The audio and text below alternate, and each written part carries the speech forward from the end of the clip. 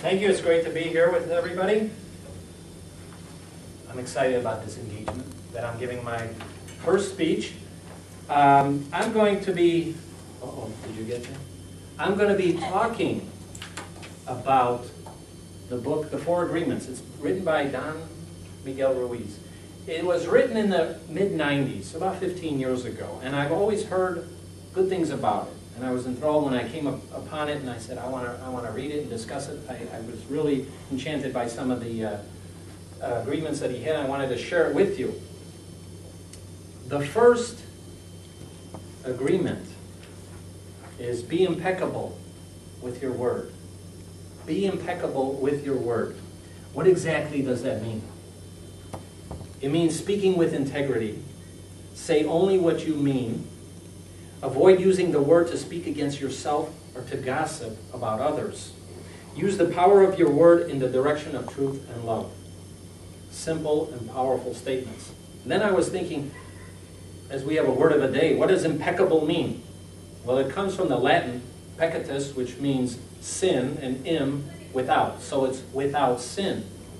Well, let me give you some examples of what he was trying to describe. Let's say I see somebody in the street, walking down the street. I could call them names like, oh, you're dumb, you're ugly, you're stupid. A lot of rude people do things like that. It would seem that I'm using the word against you by calling those names to you. When in fact, I'm really using the word against myself.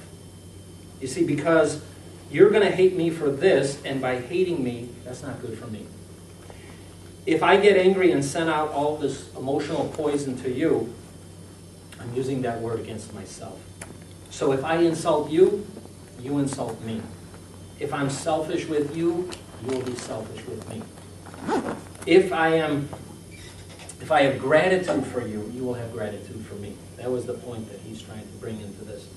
Another example hits home. I know a lot of parents do this. There was a mom, working mother, hard-working mother. She comes home and she has a headache. She's tired from her job and everything. But her young daughter is singing and playing and making a lot of noise. But she's a good singer. But yet the mother will criticize her and say, shut up, you're no good, stop singing. Just for the moment to control her emotions. But the daughter, who is a good singer, now will take that opinion and formulate it and take those beliefs and that's her, take those words and now bring it to her beliefs. Now, the daughter transplants that, take her to school. Now she becomes shy and reserved. Then she also maybe has talent and doesn't want to sing now because she took those words, even from her mother, not doing it purposely, but they had an effect on her, and now she becomes shy and reserved, and she doesn't want to sing. Creates that barrier. Or, let's say, a lady gets ready in the morning. She dresses and puts on a fancy dress and puts on makeup. It takes her an hour and she's all fancied and dressed up. Then she goes out in the world and she's walking down the street. She may see an acquaintance or a friend. And that person says, what are you wearing that for? You're ugly, or that dress is ugly. Now, if she accepts that opinion, that becomes an agreement, and she puts all that power into that opinion. And now that believes, is she really ugly? And she's now having negative thoughts about that. So it is, in one sense, it's almost spellbound. You have good words that can cause magic, or bad words that can, it's like a black magic that can cast a spell. Very important. Or in your case, I'm thinking about yours, as a teacher, you're teaching classes. Let's say I want to take Royal's class, but then some kid says, don't take him, he's no good, the teacher's a jerk.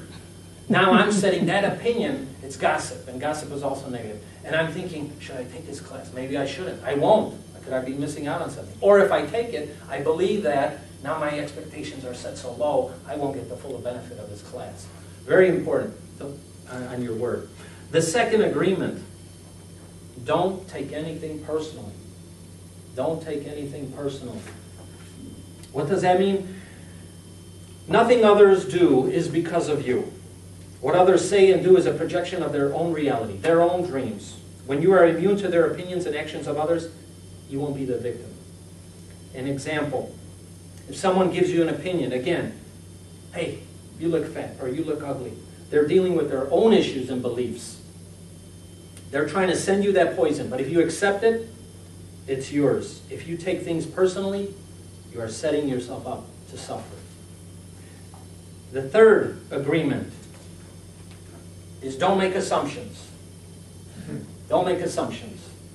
I know you've all heard that when you assume things, you make an ass out of you and me. What the author was trying to tell us is find the courage to ask questions and express what you really want. Communicate with others as clear as you can to avoid misunderstandings, sadness, and drama. With this agreement, you can completely transform your life. We all make assumptions about what others are doing, and we take it personally. And then we try to blame them. I'll give you an example. People get married. Sometimes they rush into it. Sometimes they marry for the wrong reasons. But what happens is you marry a person, but they may not see, without the proper communication, you may not see marriage as that person does. What happens? There's conflict, arguments, could lead to divorce. What a lot of people do, they think, oh, with my love, I'm going to change that person. Big mistake. It's not true. If others are to change, it's only because they want to change. Very important. Finally, the fourth agreement, and my favorite, always do your best. Always do your best. Now, your best is going to change from moment to moment to moment. It'll be different when you're healthy. It'll be different when you're sick. But simply do your best. Avoid the self-judgment, self-abuse, and regret. One of the things, an analogy was given, people, if they are fortunate enough to work, millions of people that are working hate their jobs. And you always hear that. They don't like their jobs. They hate it. They took a job for the wrong reason. Basically, they're working for that little paycheck, that little dollar bill at the Friday or whenever they get paid. And they're working just to pay the bills. And it's causing, they resist to do their best at work. They're just doing it for the paycheck. And what happens is they're ungrateful, they have problems in their life, and a lot of people resort to drugs or drinking. One quick analogy, Forrest Gump. I recently saw that movie a few weeks ago. Now, he is happy as happy can be, as they say.